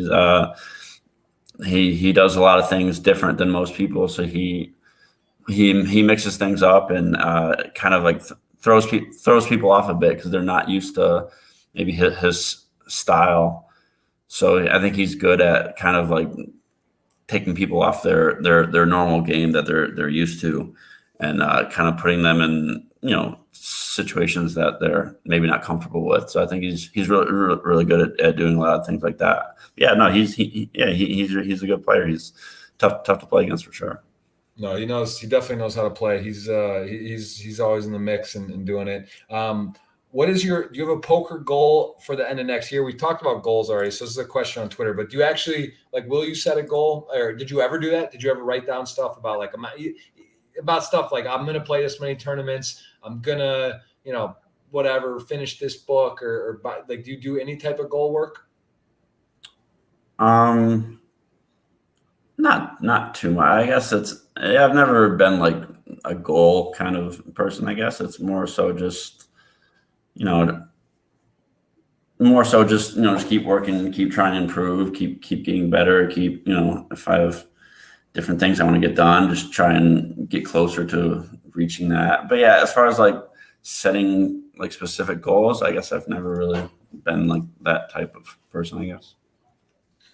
Sure. Okay. Yeah, it's a good question was asked again. We did cover sort of the about GPI and just overall rankings and money list stuff goal wise. I see here as well about the biggest change. So Chris Robinson, let's take a couple more here before we go, guys. You have a chance for a $55 ticket, but Chris Robinson asking the biggest change to your game in the last year that has positively impacted your game, like with maybe a leak, your small blind play, flatting. Certain, is there any like range or big blind stack size that you've worked on, or anything that you've made kind of adjustments in the last year? In particular, it stands out. I think getting better with like final table play, ICM and stuff like that. Just kind of, maybe plugging leaks that, finding the different ways of how the differences between final tables and normal situations, and knowing when to adjust with different, as the different stack sizes change and things like that. So I think that's an area that I've worked on quite a bit. So I think that's one of them that's helped my game a lot. Where do you see the biggest mistakes made? Like what blind stack level? Is it like 6 to 10 blinds? Because that does happen a lot, right? In these high rollers where there's like really short stacks at the end, or especially at final tables. Like where's the 10 to 20 blinds, 20 to 30? Where are you surprised the most that you see players that you maybe even consider strong players, but you're like, wow, like they're definitely making an error in this area of the game? Is there anywhere that stands out like more so than not? Or not even good players, like just like when you're at a WPT, like where is like population tendency wise, do you think people make the biggest punts or the worst plays at what stack depth? For final tables, maybe like the 15 to 20 big blind type range, maybe being too loose with like shoves, or maybe shoving hands that might be a shove in a normal situation, but it's just too many chips for when you factor in the the ICM and everything. So I think that's one situation where maybe just like open shoving 20 big blinds in a spot where it's just it's just you're not making much chips to begin with, and then once you factor in the the ICM aspect of it, it's pretty big punt in a lot of spots. So I think that's one of the areas. All right, and then tell my viewers to mute, because we played a few final tables, even actually at the Hard Rock one. What's one area I can improve on? No one else listen. Just give me a little free coaching here, and maybe like a little secret. What do I need to do, David? Just say what you want, because everyone's going to cover their ears. Just give me and you just talking direct. Where can I want a bracelet? I've got seconds. I've got some thirds. I know I'm not in the I'm a content guy now, David. Don't worry. I'm not going to use it against you. We probably won't even battle. What can I do to get my bracelet this summer? Because I plan on winning a bracelet. I want to shout you out on the speech as a thing that helps. So what would you give me some advice just for this year, for the World Series? I'm coming. Just be fearless. Don't just go for it. Just try and put people in tough spots, and not worry about like the ladder. No ladders. Don't worry about no ladders. Just get that bracelet. Just get the win. Winner take all tournament. We'll get it. At this point, yeah, there's been enough of that. You're right. I think it's like at some point you just gotta. I think that mentality is. It's funny because you say that, but then it's like, it's weird because like I'll find myself even sometimes at a final table and I'm like, yeah, but then like, oh, it's like ICM, or it's like, oh, I want to do, and then like it's a fine line though between doing that and punting, right? It's like you want to make aggressive, strong plays, put people to the test, but doesn't mean just rip it in for no reason in spots and be like crazy, Yeah. right? Oh yeah, yeah. You want to be calculated. You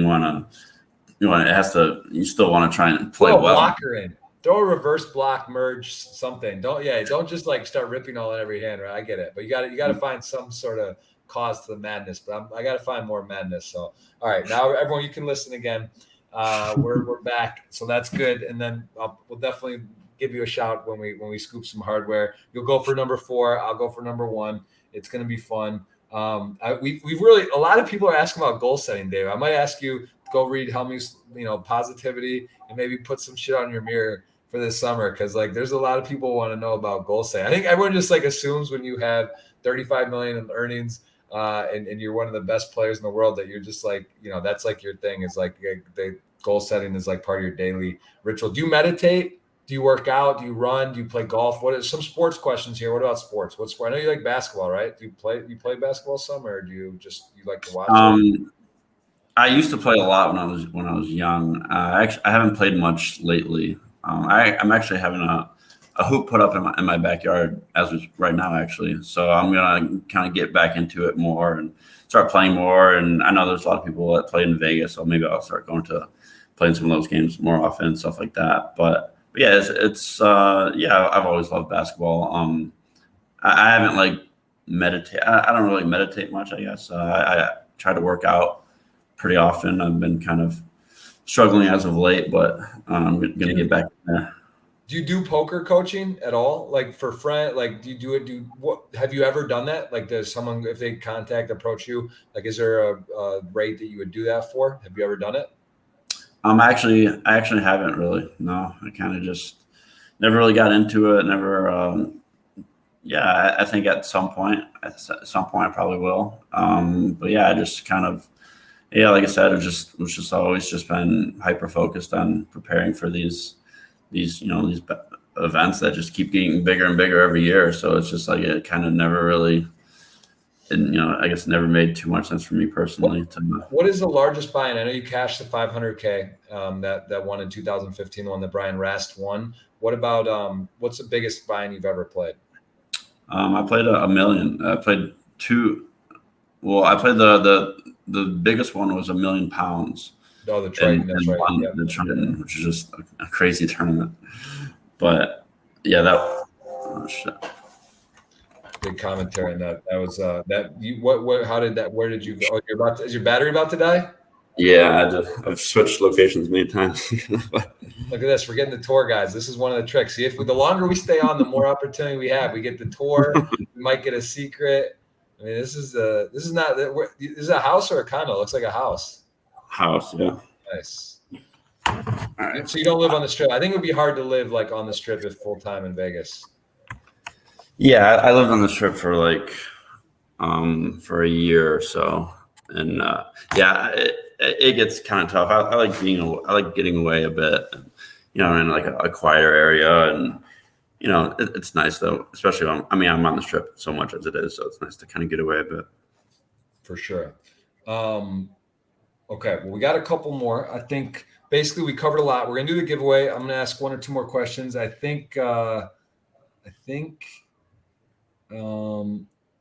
then okay, sorry, the solver stuff. So is PO, like, is there any other stuff like PO solver? Like how, if you're going to recommend to someone though at home who wants to get better, PO is a little bit intense. Like, do you do your own, or do you have someone like kind of run sims? Like, how would you recommend to someone to dive in there? Because it's a little intimidating, and I don't think most people that are casual players, that's really the answer, right? To go right, it's like more advanced, a little trickier. Like, what would be a good way for someone who wants to get more technical, get better at their game? To what would be a way you would say that they could do that reasonably, like from what you understand, and maybe not doing what you're doing, right? Because it's different, or a different type of stuff you would study. But what would be just like a casual viewer? Where would you send them or give them?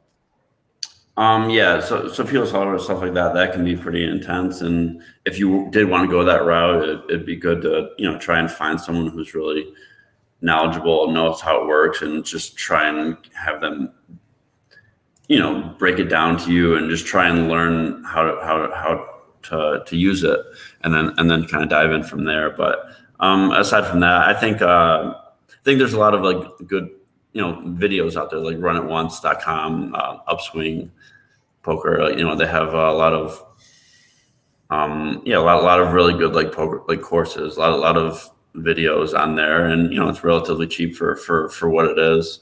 And so just hear like some of the insight from some of these guys as they're playing final tables or all these different parts of tournaments, and just I think that would be a good way to try and learn. So, I mean, there's a lot of really good players on those sites who are making these videos, so it's definitely valuable.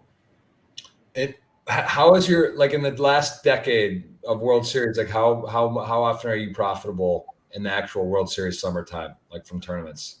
Is it every time, most of the time? Like how have you done historically in the World Series time period for like the 6 weeks? I think I've usually done pretty well. I've made a lot of runs on the final tables in these WSOP events. I think I've usually done pretty well in like some like the ARIA stuff, but I guess I'm not sure exactly like it all kind of runs together, but I think overall I've done pretty well over the years. All right, we have a fancy retweet tool, but it's not working, so it only took 2. So I'm going to close my eyes. Or actually, how about this? I know what we'll do. More fun. We'll give you tell me a number. We've got 70. Let me see how many people. It's a lot of engagement. People want to know. They want to hear from you. We got 69 comments, so that's eligible. Give me a number 1 to 69, and I'm going to find a winner for this $55 ticket. We're going to do it the old school way, since technology's hard. And look at that picture. That just makes me happy. I want to get an eagle one day. I'm gonna dive in. That thing is sweet, man. That is. Did you know there was a trophy? Did you see it like there when it was this stuff started? Did you see it sitting there? Or did they just like bring it out at when you won it? No, it was like sitting there from the beginning. So you as soon as I saw, I was like, yeah, I need that eagle. That's gonna look good in the house for sure. All right, so 1 to 69. You choose a number. All right, I'm gonna go 27. 27. Okay, hold on. So let's get this right. So this is the thing. Let's do this together. Make sure we're doing this right. So this is hard. This is a little bit manual, but 1, 2. I probably should have helped you out and picked a smaller number. That's all right. This is authentic. 9, 10, 11, 12, 13, 14, 15. I fucked it up. Look at this. This is hard. Sorry. Count with me here. All right. 1, 2, 3, 4, 5, 6 is this person. 7, 8, 9, 10 is this person. 11, 12, 13, 14. What'd you say? That's 15 right here. What'd you say? 27? Yeah. 16, 17, 18, 19, 20, 21 is Vince. 22, 3, 4, 5, 6, 7. Dano, Man Illusion. Wow. Long time. I think he's been a supporter for years, like over 3 or 4 years. And he's got a ticket. Look at that. The old school. Why 27? What does that mean for you? Is that how many bracelets you want by the time you retire? Where does that number mean in your life? There's no significance to that. I just picked a random number. Nice. Congrats. All right. So what about I was going to say there's one other major question. I don't know if we're going to get a secret today. Oh yeah. Coaching. So if you do start coaching, what do you think your style of coaching would be? Would you do hand reviews? Would you talk to people? What would be your kind of, what would be your sort of like your method to coaching, do you think? And have you ever considered, like, what do you think your hourly would be? Have you even thought of it or no? Like you probably, it seems interesting, right? Like the coaching thing it takes a lot of time though too, but it's, I find it fascinating. I've heard some different things. Give me like if me and you, let's say you were going to take my game because you have an okay understanding, right? Like we've played a little, you don't know like a lot, but we've played, you kind of have an idea how I play and like, sort of where I'm at. Like what would be your sort of, what would be the methodology you think to sort of work on a player that like that needs to get to the next level, but they have some leaks? Like where would you start? Would you critique their play? Would you like watch their like some hand samples and then just talk through hands, or what do you think you would do to sort of work on someone, try to take their game to a new level?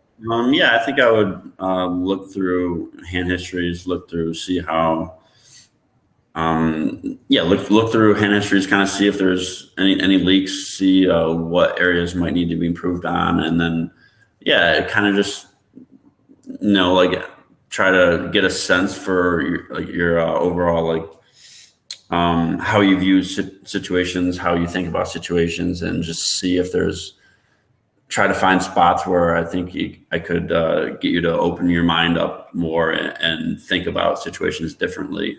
And just, yeah, I would just kind of go through hand reviews and just try and fill leaks and just kind of, it would just depend on, I guess, the person.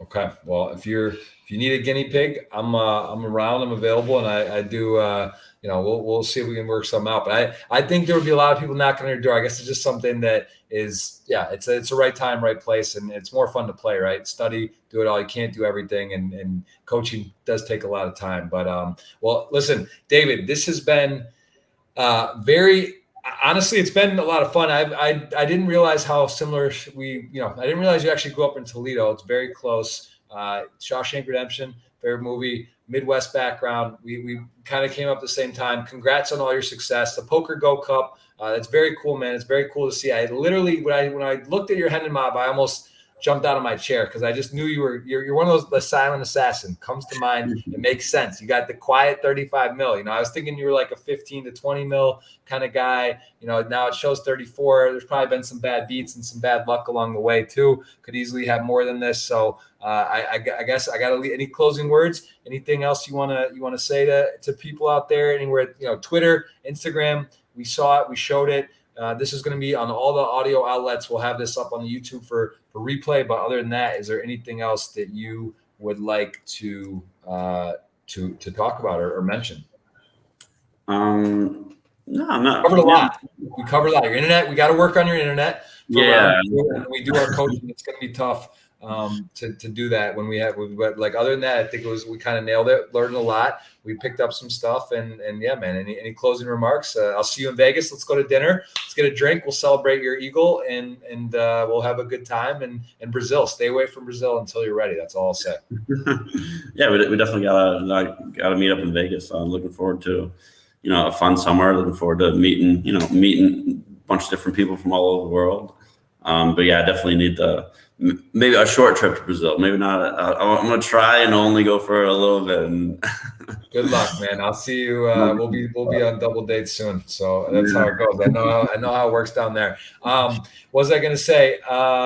Yeah. So perfect. Oh, and then people that are watching, a lot of people, they come to Vegas, they play an event or two. Now I think there's a $50. They had an online $50 live. Like there's all different sizes, right? The World Series. If someone sees you, give them the David Peters protocol. What can they do when you're at the table? Don't bother you. If they're in the hallway, can they stop you? Picture, autograph. What are you? Are you like you seem a lot of people are just scared in general. I feel like they don't want to like bother people, which is nice because it is annoying to get bored all the time. But what can they do if someone's watching here? Can they come say hi? Can they get a picture? What's your rules for engagement this summer? Like for people to come say hi. Oh yeah, no, that I've never. I enjoy that. I don't have an issue with that at all. It's cool to meet people who appreciate my game, and I don't mind at all if someone wants to come up and say hi or get a picture or anything like that. Yeah, just not mid-hand, not at the table. Like it's like at a dinner table, right? You don't want to get whatever. But if you're walking around or it's a break time or something, and say hi. Well, listen, this was I see a lot of familiar faces live. This again will be on all the audio outlets. This is number 138, David Peters, the silent assassin from Toledo, Ohio. He gets it done, 3 World Series races. Do you have a WPT title or not yet? I know you've won some WPT of side events and stuff, but have you actually won a WPT? I don't have a WPT. No, that's one of the things that I hopefully can get one of these days. All right, there's all the goal setter questions out there on Twitter. There's maybe that's on there. That's one of the goals. Yeah, one of the goals. All right, we're gonna send the raid to Party Poker TV. You're watching live on Twitch, and again, David, thank you so much, man. Enjoy the rest of your time before the World Series. Get to Brazil, and I'll see you in October. Yeah, I had fun. Thanks for having me. Awesome. All right, guys, that's David Peters. Again, give him a follow on the socials. He really gets it done. Great guy, very humble, very strong player. And just he always is he's longevity. This guy's he's like the Seidel of the modern era from us. He's just, he's until he wants to play, he's going to play, and he's going to keep getting it done. So we'll check with him later. We appreciate the time, and say hi to Party Poker TV. They are doing game night right now. We'll see you guys soon. All right, David. So yeah, that's it. I'm gonna click end on here, and then yeah, man, let's link up in Vegas, and I will. Let me just end this real quick.